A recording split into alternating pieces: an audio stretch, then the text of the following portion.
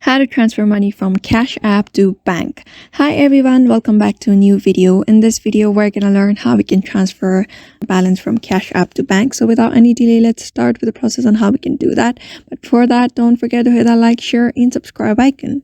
So first thing first, download the Cash application on your device. After downloading the Cash application on your device, just log in using your login credentials. After logging in, you'll be able to see your home page.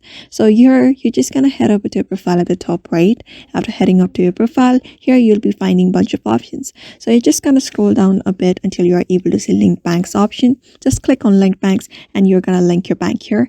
After adding your bank, you'll be able to find your bank account under accounts here.